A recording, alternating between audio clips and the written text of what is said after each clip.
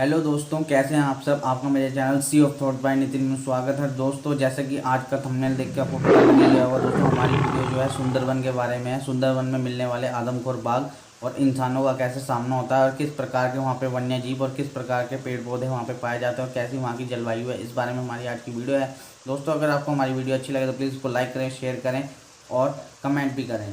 तो चलिए दोस्तों, शुरू करते हैं।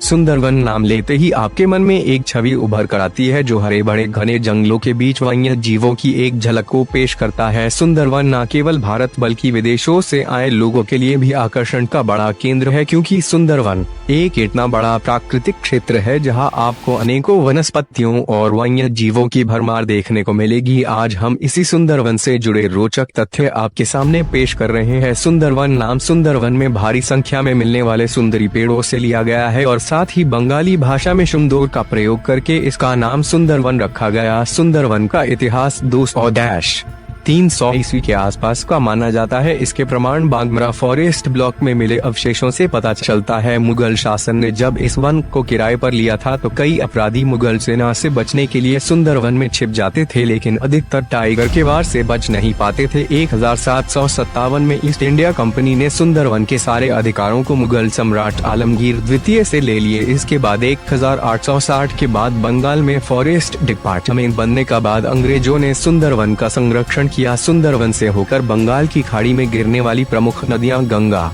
ब्रह्मपुत्र, पद्मा और मेघना नदी है। सुंदरवन 10,000 वर्ग किमी क्षेत्र में फैला हुआ है, जिसमें से 6,000 वर्ग किमी बांग्लादेश में आता है। इसमें से भारत के हिस्से में 4,110 वर्ग किमी आता है। सुंदरवन विश्व का सबसे बड़ा मैंग्रोव वनस्पति वाला जंगल है, मतलब कि ये जंगल हमेशा दलदल से घिरा रहता है। मैंग्रोव के बारे में अपने बचपन में पढ़ा होगा कि जिनके पेड़ों की जड़ें जमीन से बाहर निकल आती है उसे मैंग्रोव वृक्ष कहते हैं। सुंदरवन विश्व का सबसे बड़ा डेल्टा है। गंगा और ब्रह्मपुत्र दोनों नदियों के एकीकरण से बने इस डेल्टा को बंगाल डेल्टा या ग्रीन डेल्टा भी कहते हैं। सदाबहार रहने वाले सुंदरवन को यूनेस्को वर्ल्ड हेरिटेज साइट में शामिल किया गया है, जिसकी वजह से इसका संरक्षण काफी बड़े स्तर पर हो रहा है। ये उष्णकटिबंधीय डेल्टा विश्व में ज्वारीय हेलोफाइट मैंग्रोव वन से बड़ा सबसे बड़ा क्षेत्र है, जहां आपको विविध वनस्पतियां देखने को मिल जाएगी। सुंदरवन के विशाल डेल्टा में 5.6 द्वीप नहीं बल्कि 54 छोटे छोटे द्वीपों का समूह बन चुका है। सुंदरवन में भारत का सबसे बड़ा फिशरी बोर्ड है, जहां सुंदरवन डेवलपमेंट बोर्ड 50 हेक्टेयर के इलाके में फिशरी प्रोजेक्ट चलाता है। सुंदरवन फोटोग्राफी की चाह रखने वालों के लिए स्वर्ग सम्मान है, क्योंकि इस सुंदर घने जंगल के दृश्यों के साथ ही विविध वन्य जीवों को भी यहाँ फिल्माया जा सकता है। इसी कारण डॉक्यूमेंट्री बनाने वाली कई कंपनियों ने यहाँ की विविधताओं को अपने कैमरे में कैद कर पूरे विश्व तक पहुँचाया है। सुंदरवन में पल पल खतरा भी बना रहता है। यहाँ पर आपको सांप और मगरमच्छ भी मिल जाएंगे, जिनसे आपको बचना पड़ता है, क्योंकि ये घने जंगल में आसानी से नजर नहीं आते हैं और आपको नुकसान पहुँचा सकते हैं, इसलिए तट के करीब संभल कर रहना चाहिए। 2015 के आंकड़ों के आधार पर सुंदरवन में 180 टाइगर है, जिसमें से 106 बांग्लादेश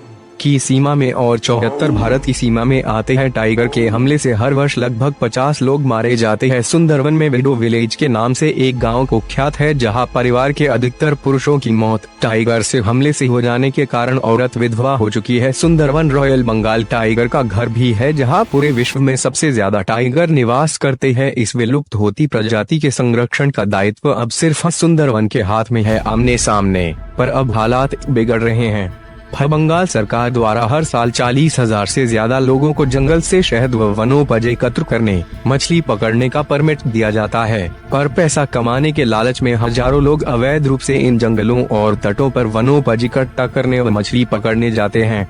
इसी तरह कई गांव जैसे शमशेर नगर, कालीताला, कुलताली तथा झारखाली ठीक जंगल के किनारे पर बस गए हैं। कुछ गाँवों की दूरी तो घने जंगल से बस इतनी ही है जितनी बाघ एक छलांग में पार कर ले। यह नजदीकियां अब बाघ व मनुष्य दोनों के लिए मुसीबतें ला रही हैं और बढ़ते टकराव के नतीजे में अब लोग बाघादेव के खिलाफ लामबंद होने लगे हैं, जिसके कारण अब बाघों की भी जान जाने लगी है। विलक्षण व्यवहार। आमतौर पर वन्य पशु इंसानों से डरते हैं और उनका सामना करने से बचते हैं, पर यहाँ के बाघों के बारे में कहा जाता है कि वे बहुत ही अधिक खूंखार हैं। प्रत्यक्षदर्शियों के अनुसार कई बार बाघ बीच नदी में मछली पकड़ते मछुआरों को उनकी नौकाओं तक से खींच ले गए हैं। उनका इस कदर ताकतवर होना इसलिए भी लाजमी है कि इन्हें शिकार अक्सर दलदली क्षेत्र में करना पड़ता है, जिसमें बहुत ताकत की आवश्यकता होती है। सुंदरबन में ताजे पानी के स्रोत बहुत ही कम हैं और बाघों को अक्सर खारा पानी पीना पड़ता है, जो शायद उनके इस खूंखार व्यवहार का कारण है। पर उनके इस व्यवहार के चलते ही लोग इन जंगलों में जाते डरते हैं और इस विलक्षण प्राणी को बाघा देव मान पूजते हैं। इस वजह से अब तक सुंदरबन मानव गतिविधियों से काफी हद तक अछूता रहा है। बरसों से उपेक्षित, घोर गरीबी व अशिक्षा के कारण भारत के इस मुहाने के लोग अल्पतम साधनों से बसर करते हैं। इनकी जीविका का मुख्य साधन गाय, भैंस व भेड़ बकरियां हैं, जिन्हें चरने के लिए जंगल के किनारे छोड़ दिया जाता है, जो बाघ के लिए आसान शिकार हैं। अपने क्षेत्र को चिन्हित करने में असमर्थ बाघ कई बार भटकते हुए जंगल के किनारे पहुंच जाते हैं और अगर एक बार उन्होंने इन घरेलू जानवरों का शिकार कर लिया तो फिर मनुष्य पर उनके हमले की संभावना बढ़ जाती है। प्राकृतिक कारण, अकेले रहने के आदी बाघ अपने क्षेत्र में घुसने वाले किसी भी प्राणी को बर्दाश्त नहीं करते और एक बार मनुष्य को मारने के बाद उन्हें वे अपने प्राकृतिक शिकारों जंगली सुअर और हिरन की बनिस्बत काफी आसान शिकार लगता है। इसी वजह से उम्रदराज बाघ खास तौर पर आदमखोर होते पाए गए हैं। समुद्री जल स्तर के बढ़ने से मैंग्रोव में मिलने वाले अपने प्राकृतिक आहार में आई कमी से भी बाघों के भोजन स्रोत पर काफी असर पड़ा है। अपने घटते भोजन से बाघ भी अब मानव बस्तियों तथा गाय भैंस जैसे आसान शिकार की ओर ज्यादा आकर्षित होने लगे हैं। आतंक के प्रतीक बताया जाता है कि सुंदरबन के लगभग 5% बाघ आदमखोर हैं। यह अनुमान उम्मीद से ज्यादा भी हो सकता है, क्योंकि पिछले 2 सालों में प्रतिबंधित क्षेत्र में अवैध तरीके से लोगों की घुसपैठ बढ़ी है।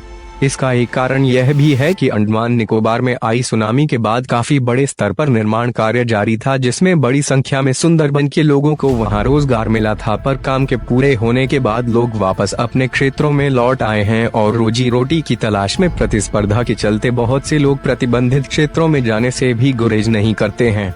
गैर सरकारी आंकड़ों पर नजर डालें तो पता चलता है कि पिछले साल कुल 50 से अधिक लोग बाघ के हमलों में मारे गए व ज्यादातर हमले उत्तर पश्चिम में हुए, जो कि 1225 वर्ग किलोमीटर में फैले बफर जोन में आता है। घटती तादाद पर चिंता। सुंदरबन के बाघों की घटती तादाद पर tiger conservation landscape of global priority के एक विस्तृत अध्ययन पर आधारित रिपोर्ट बनाई जा रही है। इस अध्ययन का मकसद है मैंग्रोव जंगलों में बाघों की विकास प्रक्रिया को समझना, उनकी संख्या की सही जानकारी तथा बाघों और मनुष्यों के बीच लगातार बढ़ती मुठभेड़ों के कारणों को पता करना। इसका एक और मकसद यह भी पता लगाना है कि सुंदरबन के अस्तित्व के लिए बाघों का होना कितना जरूरी है। हाल के वर्षों में सुंदरबन में बाघों द्वारा लोगों पर हमले की घटनाओं में अचानक इजाफा हुआ है। अमूमन हर साल 15 से 20 से अधिक ऐसी घटनाएं दर्ज की जाती हैं, जिनमें से कुछ में ही भाग्यशाली मनुष्य जिंदा बच पाते हैं। दूरस्थ इलाकों की घटनाएं तो अक्सर पता ही नहीं चल पाती या लोग इन्हें दर्ज नहीं करवाते। दरअसल सुंदरबन का बहुत सा क्षेत्र लोगों के लिए प्रतिबंधित है, पर मछुआरे और लकड़ी तथा शहद बटोरने वाले अक्सर चोरी छिपे इन जंगलों में घुस जाते हैं।